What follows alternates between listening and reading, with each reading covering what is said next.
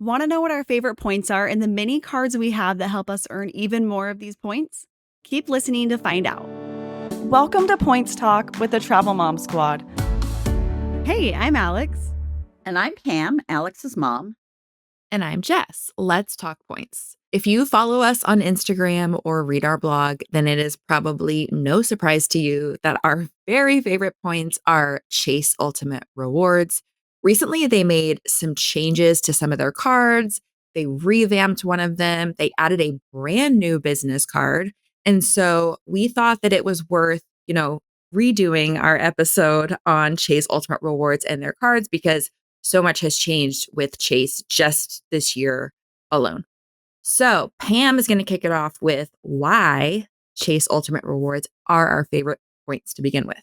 Yeah, if I could earn just one type of points, these are the type of points that I would want to earn. Love, love, love them. One of the things that's really nice about them is that it's easy to earn a lot of Chase Ultimate Rewards because there are so many cards that you can get that earn them.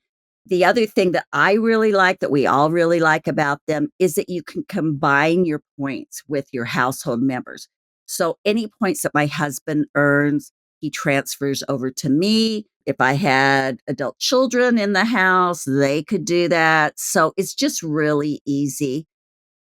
One of the big reasons, and what we do with most all of our Chase Ultimate Rewards, is we transfer them to Hyatt. If you didn't already know this, and you have to be living under a rock, we are Team Hyatt. We just get such oversized value for our points when we stay at Hyatt hotels. But there are other great transfer programs too.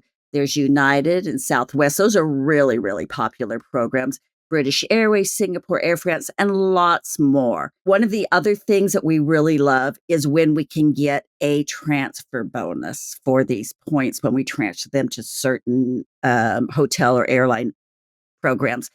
We've seen this happen with Air France, with IHG and Marriott. Now, we don't really recommend that you transfer a lot of them into IHG or Marriott. But when there's a transfer bonus, we do suggest that you do the math and see if it works out. And especially if you're trying to get one of those free night bonuses, sometimes it makes sense to transfer some over on top of off those points. And I have done that, especially to Marriott when I've needed to get enough for the 4 nights so that I get the 5th night free. So that is definitely something that we really love.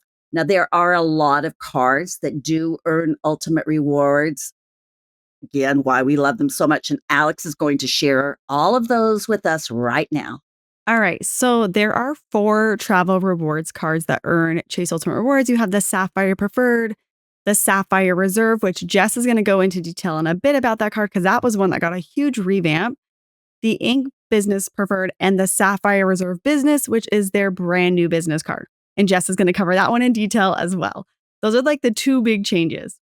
And then they also have 4 cards that are technically cash back cards, but they earn ultimate rewards. So there's the Freedom Flex, Freedom Unlimited, Ink Business Cash, and the Ink Business Unlimited. And like I said, they earn ultimate rewards. But if you have one of those travel rewards cards, like the Preferred Reserve, Ink Business Preferred, or the Reserve Business, you can move these cash back, the points that you're earning on your cash back card, to one of those cards and use them for travel. So you can unlock so much more free travel or nearly free travel by taking advantage of these no annual fee cash back cards. And that's the other great part about those. Technically, cash back cards don't have annual fees. So the Sapphire Preferred and Reserve are the most popular of these cards. They are personal cards. They will count towards your 524. The Freedom Flex and Freedom Unlimited, also personal cards, which will count towards your 524. Freedom, Flex, and Unlimited, I think sometimes they kind of fly under the radar a little bit. People don't realize how good they are because they think, oh, I'm only going to maybe get 20,000 points when I open this card. And that doesn't sound as flashy when you're like, oh, I could get 75,000 points with the Sapphire Preferred. But these are really great everyday spending cards. The Freedom, and they have no annual fee, like I said before. Freedom Flex, we love this one. I have this one. My husband has this one. What we love about it so much is it earns 5% back on rotating categories. So each quarter, you can earn up to 5% back in different categories. I don't even know what this quarters are because we just got a new category. Does anyone know off the top of their head? I think it's gas stations and EV charging is one of them. yeah, it's EV charging, but Ted and I both drive EVs. Alex drives an EV. So like whenever it's gas stations, I'm kind of like, this isn't a great category Yeah. for me. But sometimes, if you spend a lot on gas, it could be. Yeah. And yeah, we Could be charge really at good. home.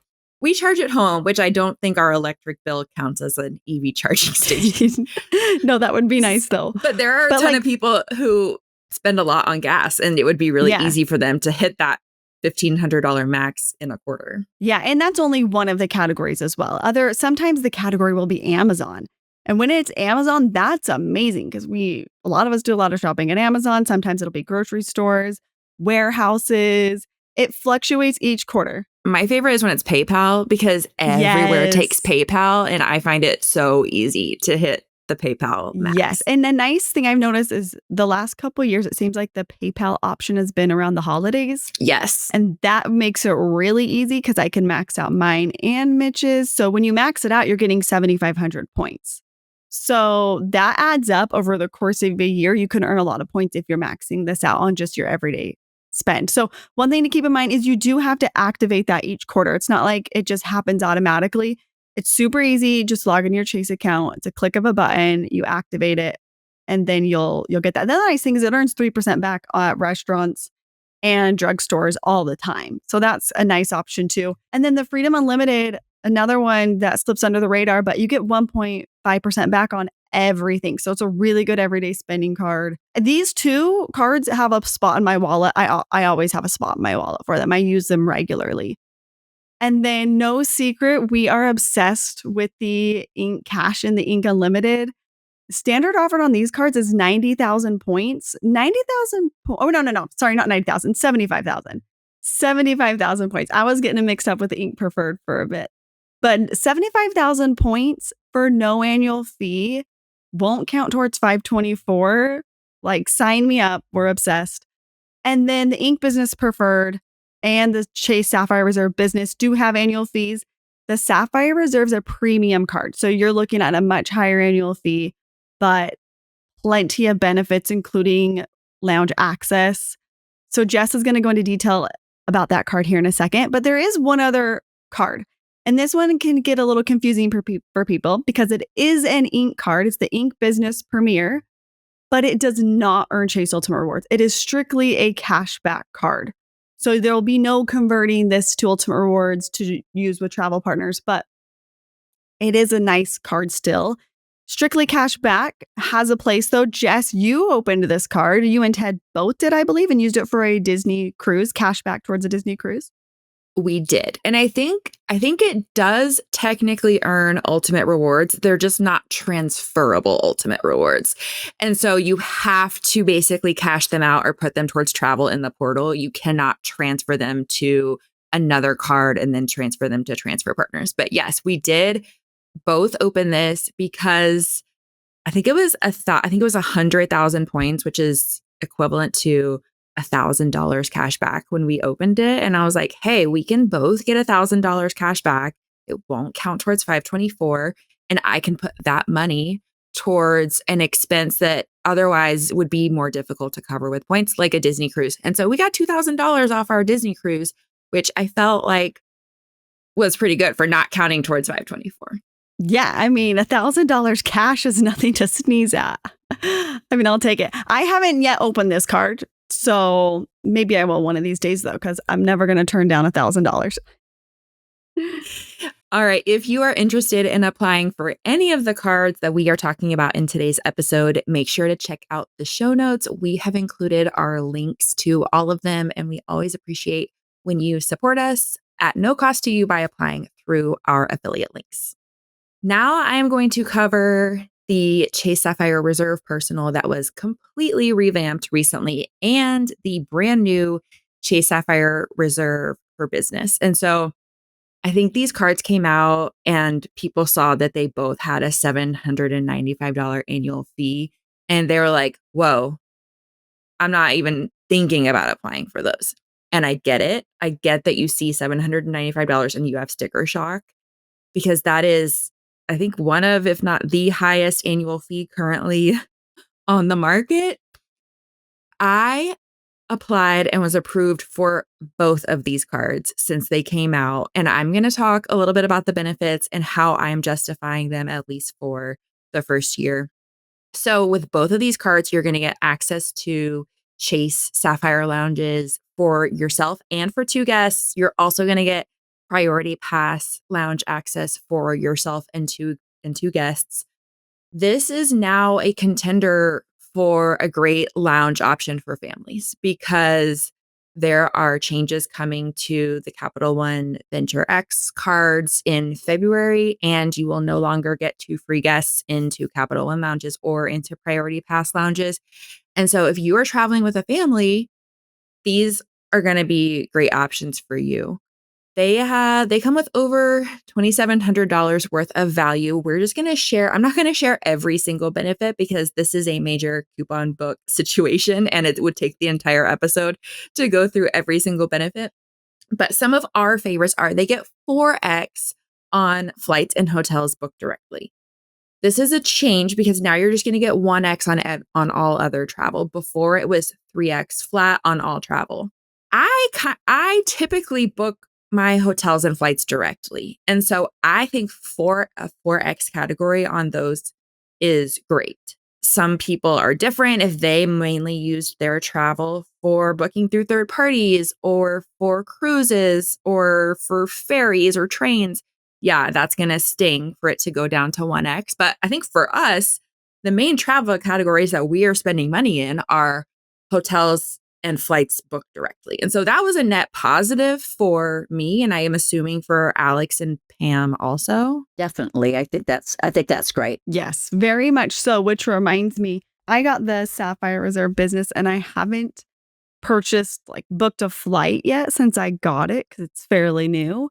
But I'm glad you brought so, 'cause I'm like, oh, I need to switch that card to be my saved card Yes. on my airline accounts. And the other thing too, you get great travel insurance with these cards. I mean, for the business card, it needs to be business travel. I'm assuming the same as the Ink Business Preferred, but really great travel benefits to go along with it. Besides just getting 4x, you're going to get that coverage. I need to do the same thing, Alex. I need to change that. So when we get through with this podcast, I'm going to do that. You're also going to get a $500 The Edit by Chase travel credit.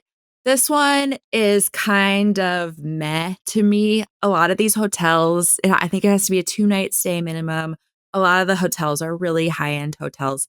And so $500 over the course of 2 nights isn't going to go super far, but you might find some hidden gems in there. Or if there was a hotel that you were planning to stay at anyways and not use points, that could be a great option for that. I feel like I just wish that I don't know if I'm not doing something right, but I wish searching for these hotels in the travel portal was easier. Like there was a thing where you could just go just to edit hotels, but it's kind of like you have to search for hotels and then hope one of the edit options pops up. I'm the same. I'm like, is this user error or is it really hard to find these hotels? And I haven't figured it out yet if it is user error or not. But I figure if we're both struggling, then if it's user error, then they maybe should make it easier for us to find. They both come with IHG Platinum Elite status. And so that is really nice, because with Platinum Elite, that qualifies you for getting the 4th night free on awards days. If you don't otherwise have an IHG card, that could be a great way to get Platinum Elite status.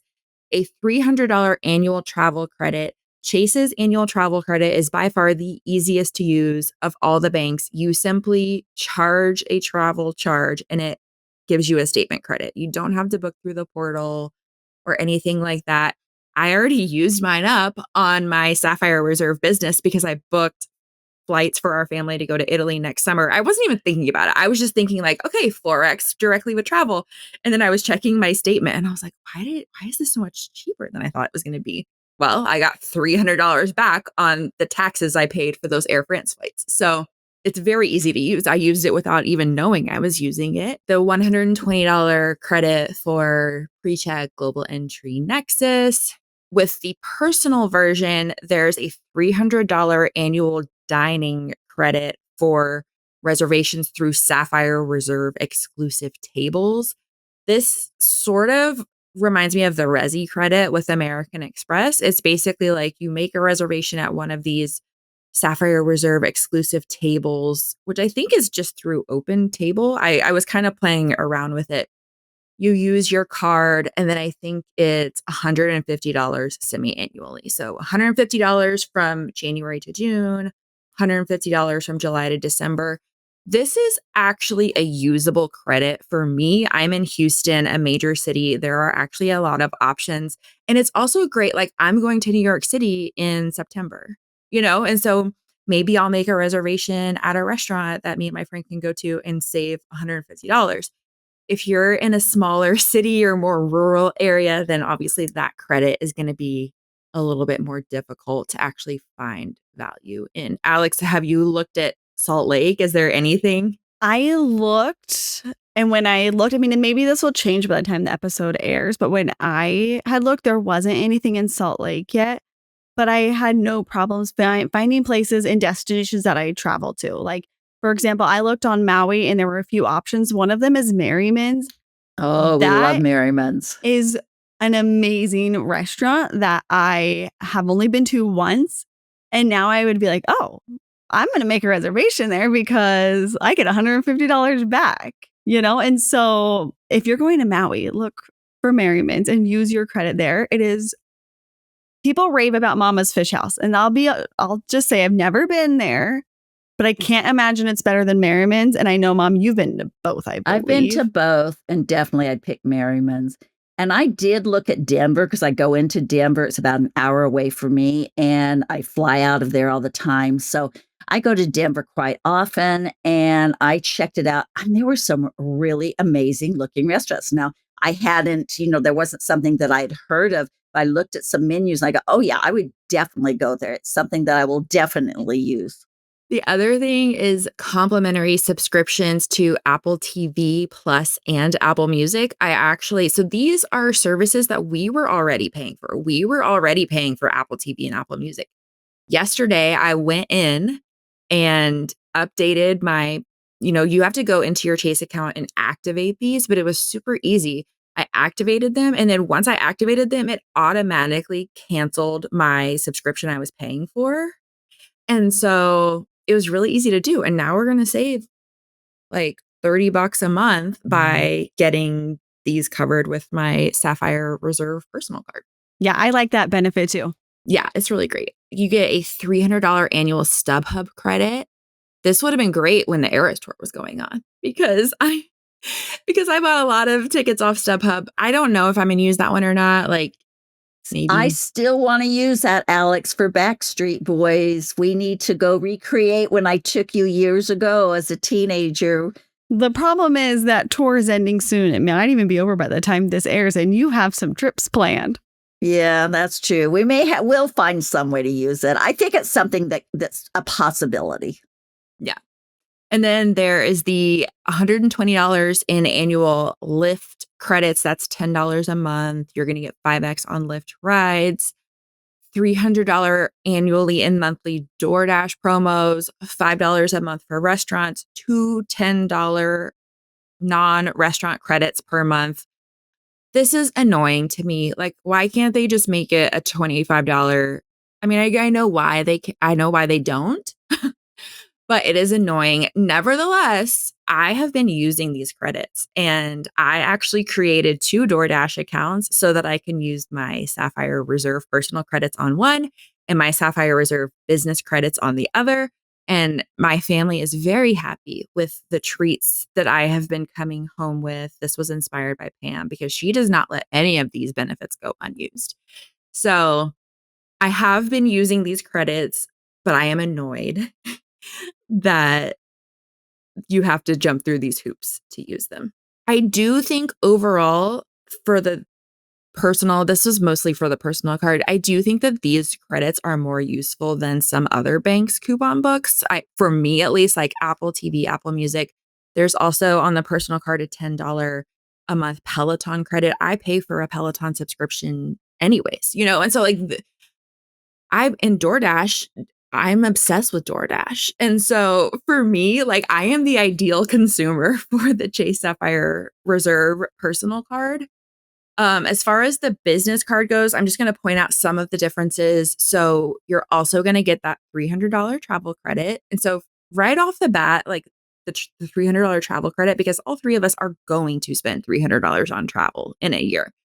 That brings the annual fee for me down to $495. Again, still a hefty fee, but it's a slash at the fee. You're still going to get that 4x on airfare and hotels booked directly with the business version. You're still going to get the $500 edit credit. You're going to get the same lounge access, same DoorDash credits, same Lyft benefits and credits. The big differences are that the business version gets 3x on advertising purchases made with social media sites and search engines. I find these benefits a little less useful, like a $400 Zip Recruiter credit. I don't know. Yeah. Like how many people use Zip Recruiter? A $200 Google Workspace credit. I think, Alex, we're actually going to use that one, right? Because we pay for Google Workspace. Yeah. So I have my business card on it right now. And then once we've done our $200, we're going to switch whose payment method is on file till we use all three of our things. Yeah. Yeah. And then you also get a $100 giftcards.com credit that is $50 split up biannually. This is really easy to use also because it's technically like reward your employees by buying them a gift card. But I just bought myself a DoorDash gift card. I know they have DoorDash on there. They have Chipotle. Like they have useful. They don't have a ton, and it is its own unique like site. You can't just go to giftcards.com and buy any gift card. You want to just go through your Chase account with the card benefits and you'll find all that information on how to do it. Yeah. So overall thoughts, I like the benefits more on the personal card. I don't use Zip Recruiter. I think long term, like I said, I applied and was approved for both the business and the personal. Long term, I don't think I'm going to keep both because two $795 annual fees is a lot. So if I'm going to keep one, it's going to be the personal version. One thing that's interesting is Chase sort of changed the rules when it came to these Sapphire cards. Now, also, there's technically no more 48-month rule for the Sapphire family of cards. And there is a brand new pop-up. Like if you apply for the Sapphire Reserve, there's a pop-up that'll let you know if you're ineligible, kind of like the Amex pop-up that currently exists. Based on the terms, you can potentially hold both the Sapphire Preferred and the Sapphire Reserve. We have not seen any data points of people being approved with the welcome bonus attached for the Sapphire Reserve Personal if they currently hold another Sapphire card. So for me, I closed my Sapphire Preferred over a month before I applied for the Sapphire Reserve. This does not factor into the business card. If you have a Sapphire Preferred already, you can get the business card, no problem. That is a separate product since it's business card. But I have not seen any data points of people being successful opening the Sapphire Preferred and getting the welcome offer, and then opening the Sapphire Reserve and getting the welcome offer at the same time. Yeah, same. One other thing I wanted to say really quick too, and it's something that I never really used or really thought about very often, was purchases in the portal. I never, like you said, Jess, we pretty much always book hotels and our flights directly with the hotel or the airline. But I actually recently booked a stay with a boutique type glamping thing in Zion. And I booked it in the Chase travel portal, and you get 8x on your purchases in the portal. So that's something to keep in mind if you do, if you have something that makes sense. So I could either have booked direct or I could book it in the Chase portal, and it was the same price either way. So I booked it in the portal. I did the refundable option. It was $1,000 to book our stay. So I'm going to earn 8,000 points. So that's another thing to keep in mind is it could sometimes make sense to book in the portal. I say that with the idea that this is the first time I've ever done that. But if it makes sense, like it could be a good option for you. Yeah, for sure. Just make sure you do non-refundable. I'm really big on doing non-refundable if you book in a portal. You mean do refundable? Refundable. Sorry. Yes, I mean do refundable. And I booked refundable. Don't do non-refundable. Yeah. All right, Pam, tell us about combining points. Okay, so this is one of the things that we love is that you can combine points with your spouse or another member of your household. Now, I just got back on a trip with my sister. She owes me some points. I would love her to be able to transfer ultimate rewards to me.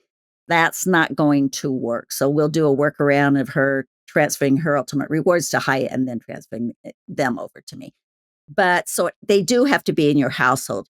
The first time you do this, it is a lot easier to link your accounts if you call in. I believe some people have been successful doing it online, but it's really hard to find out how to do that. I don't mess with that the first time. I just have them link the accounts online. You can only transfer Ultimate Rewards to your loyalty accounts like United or Hyatt, or if you're an authorized user on the account's loyalty account. So in my family, this is what we do. We combined all of our Ultimate Rewards to my account. And then I take those points and transfer them into my loyalty accounts. And I do all the bookings. And I also use most of the points because my husband doesn't travel as much. Anyway, so that's how we do it. We get a lot of questions from people. They get all worried about that if some points are in one airline and then they have the other points. Well, how do you combine those together? This works out great. I can combine his points before we even get to that. Well, another thing too that we like about these points and being able to combine them is, let's say you and your spouse, like, you don't want to pay an annual fee for 2 Sapphires. You both don't want to have that card. You don't have to have that to be able to transfer your points to transfer partners. What you can do, like, let's say you downgrade your Sapphire Preferred to a Freedom, you can then move your points on your Freedom card to your spouse's Sapphire account. And from their Sapphire account, transfer to their loyalty accounts. Just keep in mind, like, if you wanted to transfer to your loyalty accounts, you wouldn't be able to do that anymore. But for some people, it might be worth it to not pay the annual fee. My husband and I, we both have a Sapphire. I find it easier if we both just keep each of ours. He can transfer. I can transfer to his and I can transfer to mine. He's not touching his points. I'm in charge of them. But it's an option if you're concerned about your annual fee cost and those things. I just like the flexibility that allows us to each have our own. Agree. And then next up is transfer partners. Speaking of transferring points. So like we said, there's a bunch of transfer partners. You got Hyatt, Marriott, IHG, United, Air France, Southwest, British Airways, Emirates, Singapore, and even more than that. So what's really cool about like the Sapphire Preferred, for example, is you can think of it as kind of like a wild card in your wallet, and you can use it at any of these places. So your card could be a Hyatt card. It can be a United card, a Southwest card. It's just so cool in that aspect of traditionally you think if I want to book Southwest flights, with points, I need to have a Southwest card. And it's not the case when you have a flexible point card like a Sapphire Preferred. So Jess is going to take it away now and tell us a little bit more about redeeming points in the portal now that we've covered all of the transfer partner stuff. Because there's some changes here too. There are some changes. So Chase, when they rolled out these cards, they also introduced a points boost feature. So the way it used to work is if you had a Chase Sapphire Reserve personal card and you redeemed your points through the portal, they were worth a flat 1.5 cents per point. If you had a Sapphire Preferred or Ink Preferred, your points were worth 1.25 cents per point, just a flat rate. That is why we really didn't redeem points in the portal before, because we like to get at least 2 cents per point for our Chase cards. Again, you do you. If you want to just do easy, I don't care about maximizing the value. I just want a free trip. More power to you. Book through the portal.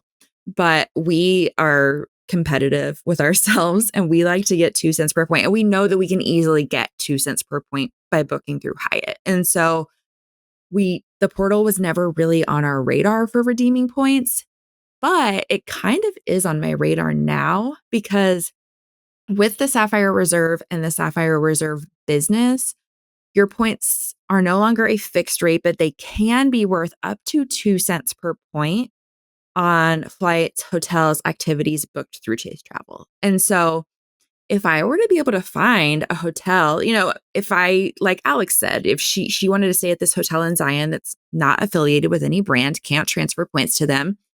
If it were a situation like that and I was like, hey, there's a points boost on this, I can get 2 cents per point, I would seriously consider doing that because I'm getting just as much value as I would transferring them to Hyatt. And I'm getting to stay at a hotel that I normally wouldn't be able to use points at. So that is for the Sapphire Reserve and the Sapphire Reserve business. Again, it's going to range anywhere from 1 to 2 cents per point. So it's going to depend on whether your hotel or flight is a points boost hotel or flight. It's similar for the Sapphire Preferred and Ink Preferred. The range is now going to be from 1 to 1.75 cents. So there's going to be some situations where you're going to get more value from your points. If you can find 1.75 cents, there's going to be some where you're going to get less if you can only find it for 1. So I think overall, this was a positive change. I know that there were people who were really upset about this. And I get that it's easy to just know my points are worth this flat rate. But, with the Sapphire Reserve personal or business, being able to get potentially up to 2 cents per point, in my opinion, makes the portal a lot more desirable in some situations. I don't know. How do y'all feel about this change? I'll still be using transfer bonus. I'm probably still going to transfer them all to Hyatt, but it's going to get me to at least check the portal sometimes. Mm-hmm. Yeah, no, I have found myself checking it more than I did before. I think it's a nice change, especially in the situation you shared with me where it's I'm going to a hotel that I would not, and I'm not using points, I paid cash, but if it was a points boost hotel, it gives you that opportunity to try different places you normally wouldn't be able to use points at a really good rate. Yeah. So there's a couple of conditions that I find very confusing and haven't really paid much attention to them. But it's if you were an existing card holder or you applied before June 23rd, which is when these changes in cards rolled out, then the points you earn through October 25th, 2025 will still be redeemable at 1.5 cents for Sapphire Reserve card holders and 1.25 cents per point for Sapphire Preferred or Ink Preferred card holders through October 26th, 2027.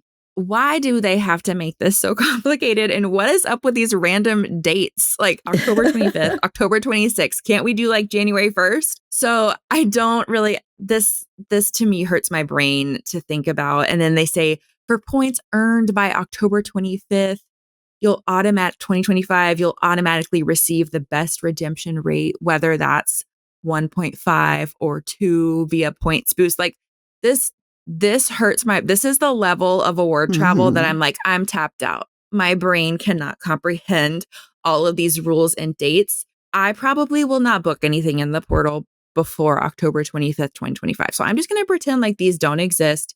And I'm just going to go with the points boost feature. But this might be important for some of you who really, really, really value those set rates for your points. All right. Lastly, we're just going to cover a few ways that we've used Chase Ultimate Rewards. Like we said at the beginning, we almost always use them for Hyatt. So some of my favorite Hyatt stays are Hawaii for sure. You've been around, you know that my family loves going to Hawaii. We love the Grand Hyatt Kauai, Hyatt Vacation Club. Kaanapali Beach is a really great place if you can find availability. Being able to get a condo right on the beach is just actually crazy that we can do that with points, but it's so great. We really like the Hyatt Regency Huntington Beach. There are just so many friendly family options with Hyatt, and we love those. Some non-Hyatt ways, because you're probably like, oh, we already know you love Hyatt, blah, blah, blah. Tell us something we don't know. Air France is one that I've used a few times. I think I've used it twice this year. And that is because they've had transfer bonuses. And so my points go even further. So it'll be like, transfer your Chase Rewards to Air France and you get like a 20% bonus. I think the highest I've seen from Chase was maybe 30%. Don't quote me on that, but that's kind of the range I've seen, like 20 to 30. That's really nice. So we're doing that when we fly to Morocco in September. We booked business class on Air France, transferred from Chase Ultimate Rewards because of that transfer bonus.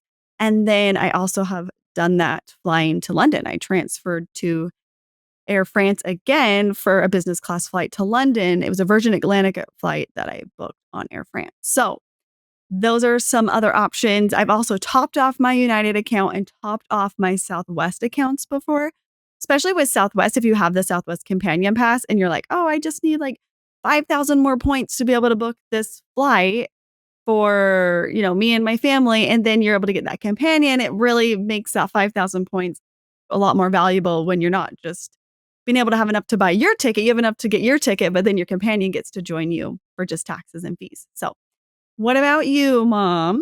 Well, I did the same Air France transfer for our flights to Morocco.